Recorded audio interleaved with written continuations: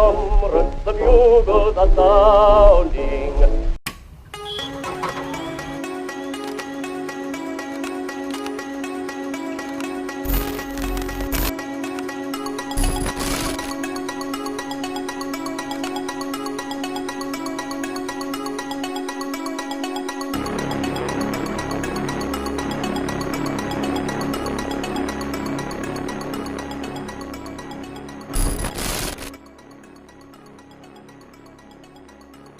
The person I am doing a response to is an infantile liberal by the name of Otterface. She is of course friends with the atheist Zionist neocon group on YouTube and Twitter, which includes those such as Nightmare Fuel, Billy Bong, and Claire Voltaire. Her politics, just like the rest of her ilk, are vapid and consist of nothing but new atheist hackery and dumb liberal talking points. They can pretty much just be summed up as wanting gay Jews to smoke weed and get married in transgender bathrooms in Tel Aviv. This is a first in many videos attacking this group, who I believe deserve more attention. The video is titled Pinkwashing and Left-Wing Anti-Semitism, in which she argues against those in the LGBT movement who take issue with using Israel's acceptance of homosexuality as a defense for their actions, as well as to try and point out anti-Semitism in the left. She clarifies in the video that not all criticism of Israel is anti-Semitic, but considering her political group, who are very much philo-Semites, that the label of anti-Semitism as they use it is still rather vague, and I have no doubt in my mind that to them, I am an anti-Semite. The topic of philo-Semitism is essentially the main premise of this video, which is why I decided to title it Refuting Otterface's Philo-Semitism. When it comes to the left, I take accusations of anti-Semitism and racism, though, a lot more seriously than I would do in the right, in a way.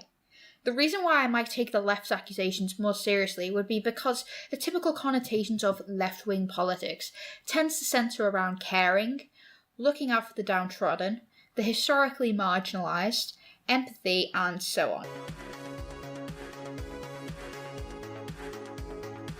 I have a big problem with this statement more than anything said in this video. What is being described here is liberalism and not leftism, which the left historically, the old left, has been exclusively socialist or anarchist. And so I ultimately oppose a liberal speaking on behalf of the left, although to be fair, the left has degraded to infantile radical liberalism and anti-Marxism. Terms as vague as caring and empathy sound like an aristocratic altruism, such as Bismarck's social reforms. It's radical liberal rhetoric that even those who call themselves socialists ascribe to. The reason Marx took the side of the proletariat was not just empathy, but that we are a mass historical force that is progressive, not in a vague liberal sense, but in a scientific sense, to be able to really build the society of the future and reach a new epoch.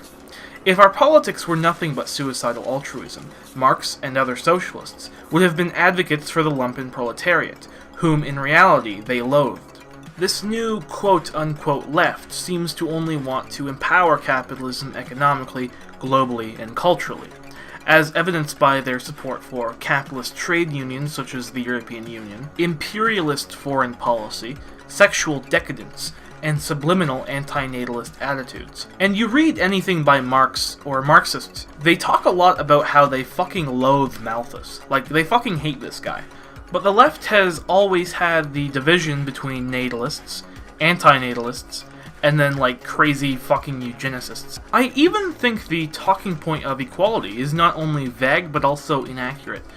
Just as Engels said, it's a French perversion of the old slogan during the French Revolution, and was one of the points Marx brought up in Critique of the Gotha program in response to old, early social democracy, when it used to actually be like a socialist movement.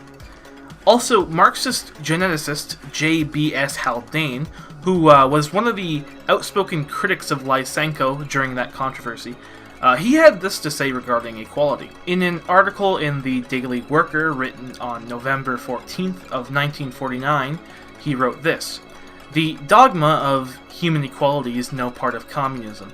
The formula of communism, from each according to his ability, to each according to his needs, would be nonsense if abilities were equal. In an essay in the book titled The Inequality of Man, he wrote this: "The test of the devotion of the Union of Soviet Socialist Republics to science will, I think, come when the accumulation of the results of human genetics, demonstrating what I believe to be the fact of innate human inequality, becomes important." I also feel as though I should explain my Marxist position regarding anti-Semitism and Semitism.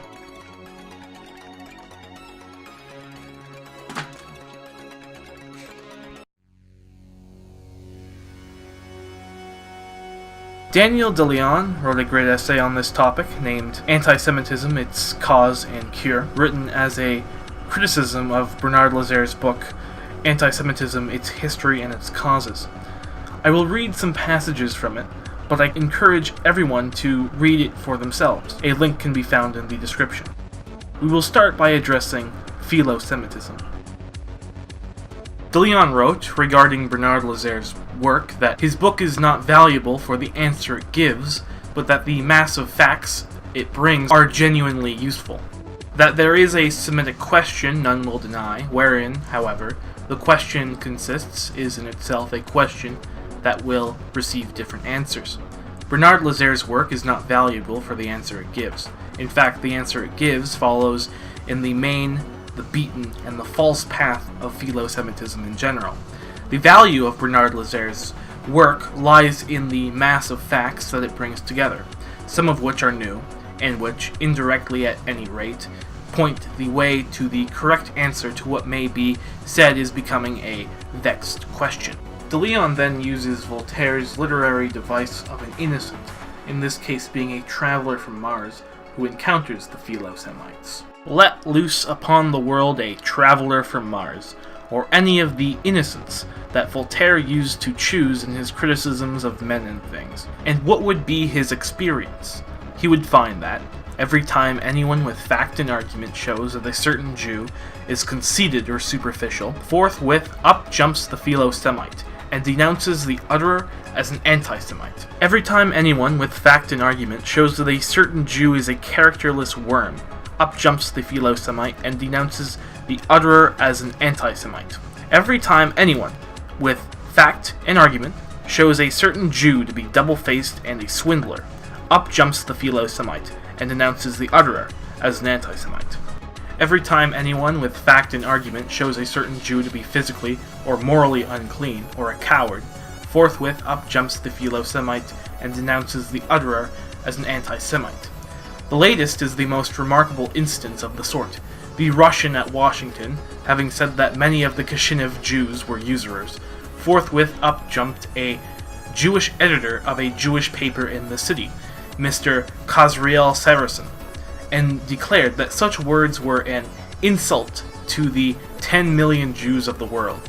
What conclusion from such an experience could our traveler from Mars arrive at, other than that the Jews, Semites, are all conceited, characterless worms, double-faced swindlers, physically and morally unclean cowards and usurers? Seeing that anyone such justifiable charge brought against a concrete Jew is forthwith pronounced anti-Semitism, what conclusion could that traveler arrive at but that Semitism was the incarnation of all these vices, a veritable compound of vileness, and that opinion, be it noted, would be gathered not from the anti, but from the Philo-Semites.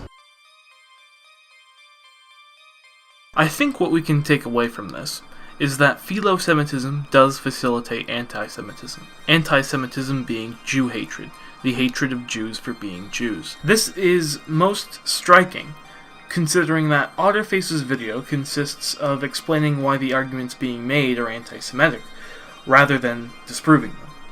If any given anti-Zionist movement is constantly labeled as anti-Semitic by a philo-Semitic opposition, certainly anti-Semitic theories would seem to be more truthful. Is it possible to be anti-Zionist and not be anti-Semitic? I think not. I think it's camouflage. Israel is the embodiment of the Jewish spirit. De Leon attributes the basis of Semitism to what he calls Gentile theology.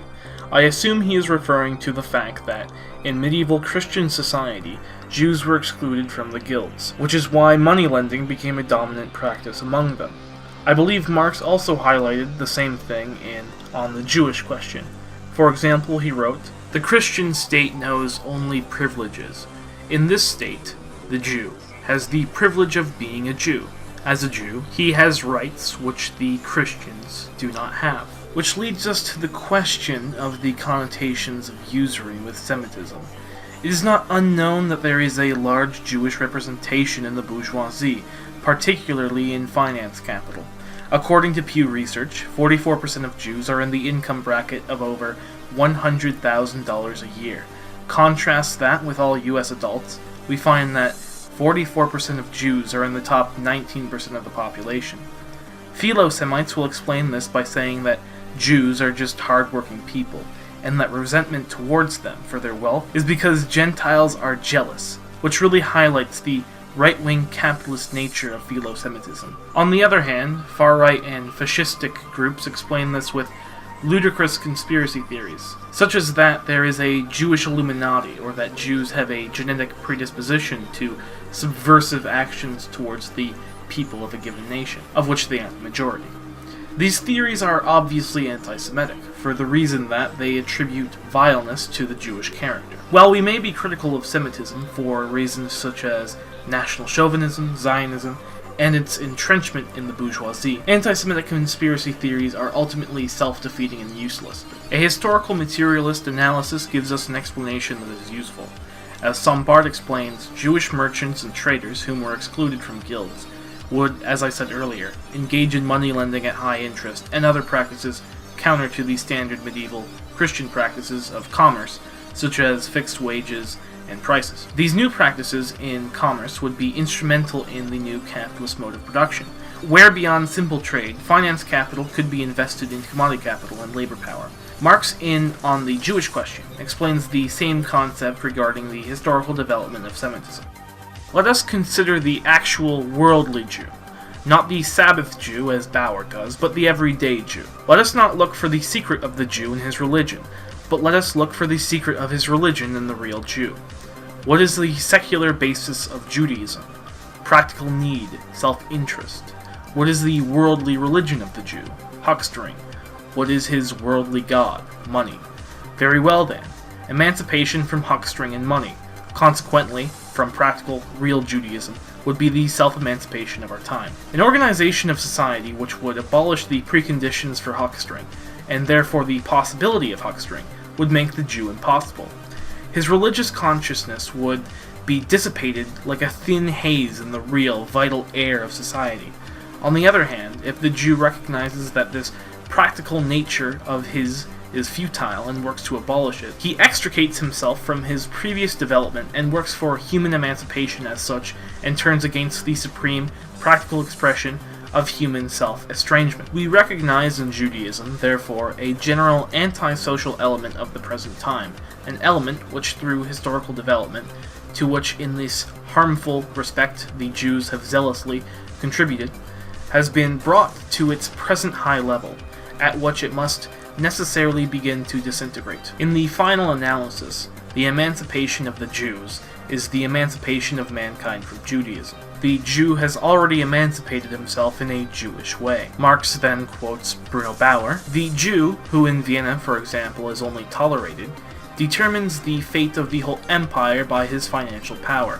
The Jew, who may have no rights in the smallest German state, decides the fate of Europe. While corporations and guilds refuse to admit Jews, or have not yet adopted a favorable attitude towards them, the audacity of industry mocks at the obstinacy of the material institutions. This is no isolated fact. The Jew has emancipated himself in a Jewish manner, not only because he has acquired financial power, but also because, through him and also apart from him, money has become a world power, and the practical Jewish spirit has become the practical spirit of the Christian nations. The Jews have emancipated themselves insofar as the Christians have become Jews."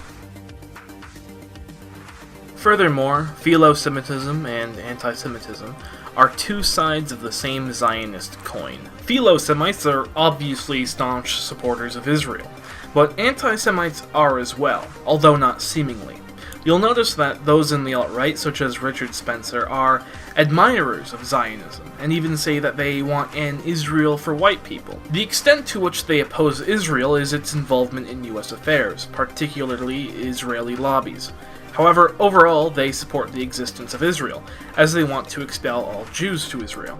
It reminds me of how the Lehigh collaborated with the Nazis. The philosophy of white nationalism is also quite Talmudic in nature. Their concept of racial struggle can be traced back to the Jew Moses Hess, the theorist of labor Zionism. The idea of promoting gay rights was conceived with the aim of changing the negative image that people have of Israel, which might be why people have pushed this pinkwashing phrase. And I understand why people think this, however, you're going to have to provide some evidence that this is the case for this specific purpose, and it isn't just the government just genuinely wanting to show that it supports LGBT rights, something incredibly significant considering where they are in the world. Now, it isn't an unknown fact that Jews tend to have a more favorable attitude of homosexuality than other groups.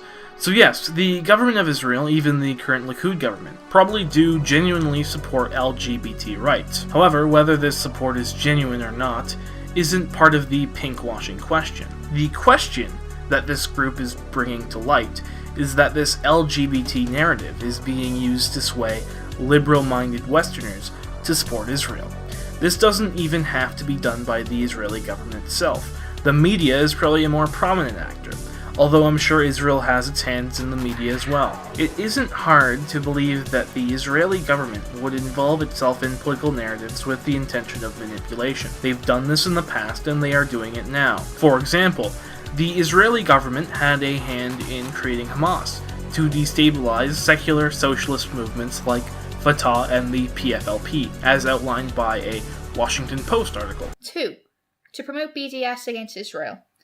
I find this to be an unreasonable boycott which will affect both Israeli and Palestinian citizens. Now, the talking point that BDS would harm the Palestinians comes from the fact that the SodaStream company moved their factory from the West Bank into southern Israel, although there is no evidence suggesting BDS was responsible for this. Now, even if it were true, the fleeing of Israeli companies from Palestinian territories would, in the long term, allow for the development of the Palestinian national economy. A Forbes article that takes the same position you do cites numbers that can easily be used against this narrative. Palestinians see a small amount of Israeli surplus. Israeli sales to the Palestinian Authority make up only 2% of Israel's GDP and 5% of their total exports, while Palestinian sales to Israel make up 81% of total Palestinian exports. This shows that the Palestinian national economy is barely competitive and completely reliant on Israel to buy its products. While Forbes tries to twist this fact in their favor, it brings to light the domination of the Palestinian market by Israeli companies, particularly their outsourcing of factories to Palestinian territories, which makes Palestinian capital completely uncompetitive. They show a graph which indicates rampant exploitation. Israeli sales to the Palestinian Authority increase exponentially, while purchases and compensation for Palestinian labor are stagnant. The Forbes article is correct in saying that Palestine needs the Israeli economy, in the same sense that under capitalism, the proletariat needs the bourgeoisie to meet their subsistence, in the sense that the slave needs the master. But Palestinians don't benefit from Israel. Also, we must take into account the relative decrease in living standards between Palestinians and Israelis. Palestinians who currently experience rampant shortages and blackouts aren't going to be hit as hard by BDS as the Israelis who live quite comfortably. And also tends to alienate most Jewish students on campuses where these movements are pushed the most all over the Western world. Well, I don't really care if Jews feel alienated, but I'm sure Ben Shapiro will be there for them. Also, they may have a chance of getting on Israel's payroll, as Israel is already looking to pay students in Israel to post propaganda online. 3. To create a solid, connected community of queer and social justice activists working towards justice in Palestine. While I do agree that there's plenty to criticise Israel for when it comes to the conflict, I can't help but point out the irony of queer social justice activists defending Palestine where homosexuality is punishable by death, and opposing a country where one of its main cities is considered to be the most liberal and gay-friendly city in the world. But hey, I guess it's just a world we live in. I want to hope that you're also going to focus on the plight of LGBT Palestinians who are actually trying to escape to Israel. They're doing that for a reason. They have a lot of info on the website, even a pink-washing toolkit, so if you want to waste your afternoon, then the link is in the description. In an interview on Medium with Haneen Mikey, I might be pronouncing that name wrong, so I apologise, who is a prominent pusher of the anti-pinkwashing movement, who is based in Jerusalem, who furthered this and once again assumes the intentions of the Israeli government, saying that they are using gay rights to rebrand Israel as fun, fabulous, modern and democratic, and making it seem like Israel is this country that is tolerant and gay-friendly, just because it has relatively gay-friendly laws that protects gay people, that cares for LGBT issues and celebrates gay rights. Yeah, it's terrible that Israel does that, isn't it? And I bet that pisses you right off, because it would mean that you would be entirely imposing a government that has relatively gay-friendly laws and actually does make an effort to celebrate gay rights, regardless of whether you think it's for the reasons that you're suggesting. And siding with Palestine, where they don't even have gay-friendly laws at all, let alone relatively gay laws. They don't care for LGBT rights and don't celebrate gay rights. First of all, homosexuality is only illegal in the Gaza Strip. Also, as critical as I am of identity movements, especially LGBT ones, I find it funny that even they are as infantile as you are. That they are concerned with a little more than throwing rainbow parades with dancing naked men. It's really telling. Now, one thing your neocon ilk likes to do is that whenever someone criticizes Israel, you say how in Muslim countries, gays get, rounded up and thrown in camps and gassed, and how every issue in the Middle East is Islam, and Yankees, Jews, and Anglos are good boys who didn't do a thing. This brain-lit view of history ignores how any secular and socialist Arabs who practiced economic nationalism and went against the interests of the Western capitalists would be opposed and even overthrown by the West, making way for Islamists who have always been friendly to the international bourgeoisie. Anyways, these were all the points I felt that were worthy of note. The video is over 40 minutes in length, and it mostly consists of incessant whining. But Israel does support gay rights! The Muslims are killing them! Please, guys, support Israel! Now, the next video aimed at this group is at the big two, Nightmare Fuel and Billy Bonk, and their fucking autistic spewage of new atheist nonsense. It will be an in-depth video analyzing and criticizing new atheism from a Marxist, I guess you could say old atheist point of view. It probably won't be the next video I put out, but it is coming. When it comes to this definition, it suggests ill intentions, and the reason why one might conflate this with anti-Semitism, perhaps, is that historically the Jewish people, who have been the most persecuted group in history, have always been accused of being sneaky or shifty, lying, and so on. Every time anyone, with fact and argument, shows a certain Jew to be double-faced and a swindler, up jumps the philosemite and denounces the utterer as an anti-Semite.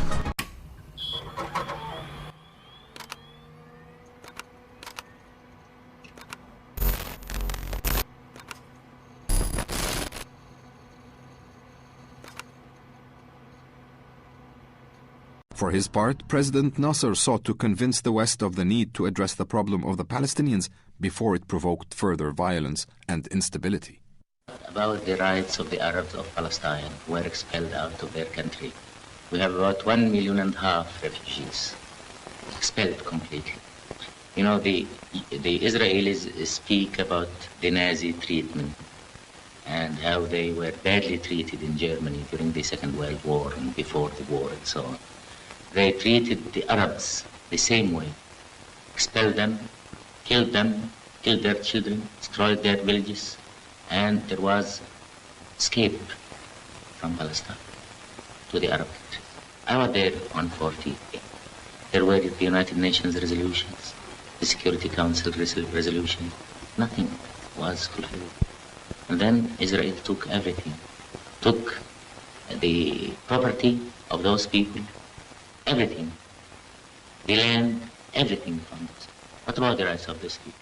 You are from Britain. Do you accept to give Manchester to some other people? And if you are American, I ask you, do you accept to give California to some other people? Or do you accept the status quo of occupying Manchester by some other people, by the Chinese, for instance, and then reach agreement after expelling the people of Manchester from their homes, depriving them from their property, from everything? This is the question of Palestine. This question is not represented in Britain or in the West because of the influence of the Jewish propaganda.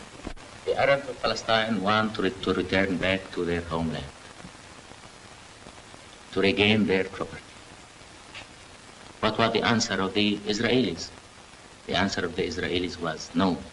They will not permit single Arab to return, and they will not give them back their property.